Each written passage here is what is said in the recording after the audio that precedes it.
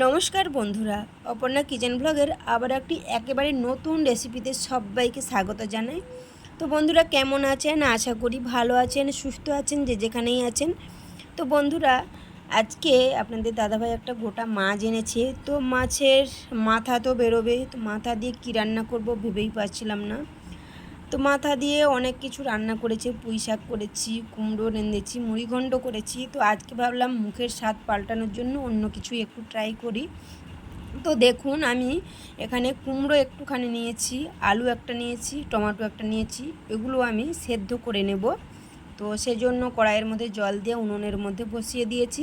তো আজকে রান্নাটা আমি পুরোটাই উনুনে করব। তো ওটা সেদ্ধ হতে থাক, এর ফাঁকেই বলে দিই, নতুন কোনো বন্ধু হয়ে থাকলে চ্যানেলটিতে সাবস্ক্রাইব করে আমার পাশে থাকবেন। আমার নতুন পুরনো সব বন্ধুদের অনেক অনেক ভালোবাসা আমার পাশে থাকার জন্য। তো দেখুন এবার আমার কথা বলতে বলতে আলুগুলো সেদ্ধ হয়ে গেছে, আমি নামিয়ে নিচ্ছি, দেখতেই পাচ্ছেন। তো নামিয়ে নিয়েছি। তো খুব গরম আছে আলুগুলো বা টমেটোটা। তো এরপর আমি টমেটোটা ছাড়িয়ে নেব, খোসাটা। তো এইভাবে ছাড়িয়ে নেব, খুব গরম, খুব মানে অসুবিধা হচ্ছে। যাই হোক এইভাবে করতে হবে, তো তো করেই নিচ্ছি। তো সকালের রান্না তো একটু আমাদের একটু ব্যস্ত থাকি। তো সবাই জানেন আমাদের একটা ছোট্ট দোকান আছে, দোকানে খাবার যায় সেই জন্য। তো যাই হোক ছাড়িয়ে নিয়েছি। এবার আলু আর কুমড়ো হাত দিয়ে মেখে নেব। আজকে হাত দিয়ে মেখেই রান্নাটা করব। তো অনেক কিছুই তো ট্রাই করলাম, মুখে স্বাদটা এবার পাল্টানো যাক, দেখা যাক কী হয়। তো যাই হোক বন্ধুরা, আমি তো খাওয়ার পরে ভয়েসটা দিচ্ছি। সত্যি বলতে অসাধারণ হয়েছে। তো নিজে রান্না করেছি বলে না, খুব ভালো লেগেছে খেতে। আপনারা ট্রাই করতে পারেন, তো ভালো লাগবে, আশা করি ভালো লাগবে। তো আমি আমার মতো করে বানালাম, আপনারা আপনাদের মতো করে বানাবেন। তো আমি যেটুকু বাড়িতে যেরকম উপকরণ ছিল সেটুকু দিয়েই আমি বানালাম রান্নাটা। তো দেখুন এভাবে মেখে নিয়েছি আলু আর কুমড়ো। এবার টমেটোটা মেখে নেব। তো একেবারে মানে মিহি করে মাখবো না। তো যাই হোক মেখে নিয়েছি। এবার কড়াইয়ে ধুয়ে বসিয়ে দিয়েছি, উনুনের মধ্যে তেল দিয়ে দিলাম, সর্ষের তেল দিয়ে মুড়োটা ভেজে নেব। তো দেখুন দিয়ে দিয়েছি, এরপর লাল করে ভেজে নিয়েছি, তুলে নেব। তো ওই তেলের মধ্যে আমি একটা গোটা লঙ্কা, সাদা সর্ষে ফোড়ন দিয়ে দিলাম তেলের মধ্যে। তো ফোড়নটা আমার লাল হয়ে ভাজা হয়ে গেছে, দেখতেই পাচ্ছেন। তো এবার আমি পেঁয়াজ কুচিয়ে রেখেছিলাম, তো ওটা দিয়ে দিলাম। আপনারা চাইলে পেঁয়াজ বেটে দিতে পারেন।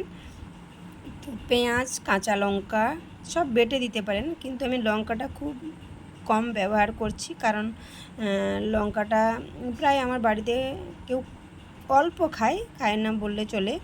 তো আমি একাই একটু বেশি খাই, তো সেজন্য লঙ্কাটা ছড়ে দিলাম, বেশি দেব না। তো যাই হোক ওটা পেঁয়াজটা ভাজা হওয়ার পরে আদা রসুন বেটে রেখেছিলাম, তো ওটা দিয়ে দিলাম। তো দেখুন এরপর আমি কাশ্মীরি লঙ্কার গুঁড়ো রেখেছিলাম, তো একটুখানি দিলাম কালার আসার জন্য। তো যাই হোক আমি কিন্তু অন্য কোনো লঙ্কা ব্যবহার করিনি, জাস্ট একটা লঙ্কা ফোড়ন দিলাম আর কাশ্মীরি লঙ্কার গুঁড়ো দিলাম কালারটা আসার জন্য। তো এখানে স্বাদ মতো লবণ দিলাম। তো আমি সেদ্ধতে লবণ দিইনি, এই যে লবণ দিলাম এটাই আমার হয়ে যাবে। তো আপনারা আপনাদের যেটুকু খেতে স্বাদ অনুযায়ী দেবেন। তো এরপর আমি লবণ হলুদ দিয়ে আরও একটু কষিয়ে নেব ভালো করে। তো এরপর আমি বেটে রেখেছিলাম, দেখুন বেটে না সরি মেখে রেখেছিলাম হাত দিয়ে টমেটোটা, তো ওটাও দিয়ে দিলাম, দিয়ে এবার আবারও কষিয়ে নেব। তো দেখুন এইভাবে কষিয়ে নিচ্ছি, এইখানে কালারটা কত সুন্দর এসেছে দেখতেই পাচ্ছেন বন্ধুরা। তো এরপর আমি মুড়োটা দিয়ে দিলাম, দিয়ে ভালো করে একটু থেতো করে নেব এই খুন্তির মানে দিয়েই।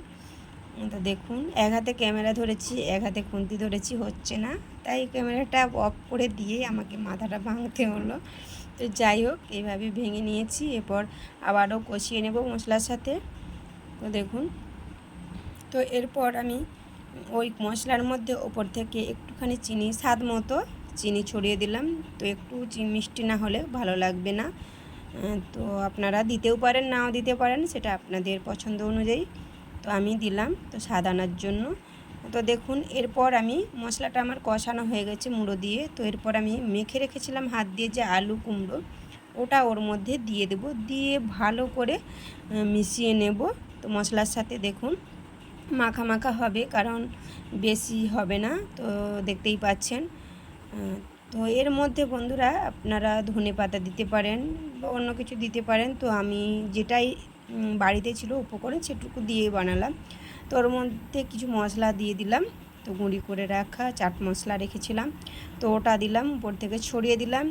এবার স্বাদ মতো একটু উপর থেকে ঘি ছড়িয়ে দিলাম। তো ঘিটা দিলে স্বাদটা খুব ভালো লাগে। তো এটা আপনারা নাও দিতে পারেন। তো আমি সত্যি কথা বলতে ঘিটা দেওয়ার পরে একটা আলাদা রকমের স্মেল এসেছিলো, খুব সুন্দর লাগছিল। তো যাই হোক, তো রান্নাটা আমার কমপ্লিট, দেখতেই পাচ্ছেন। এবার আমি নামিয়ে নেব একটা প্লেটের মধ্যে। তো দেখুন একেবারে মাখা মাখা হয়েছে, খুব সুন্দরও হয়েছে, একটা সেন্ট বেরিয়েছে, দারুণ লাগছে। তো প্রথমবার ট্রাই করলাম। তো যাই হোক বন্ধুরা, রান্নাটি হয়েই গেছে, নামিয়ে নিয়েছি, দেখতেই পাচ্ছেন। তো ভিডিওটা আর বেশি বড় করব না। তো রেসিপিটি কেমন লাগলো অবশ্যই লাইক কমেন্ট করে জানাবেন। আর ভালো থাকবেন, সুস্থ থাকবেন, নিজেদের খেয়াল রাখবেন। দেখা হচ্ছে পরের কোনো ভিডিওতে। টাটা বন্ধুরা।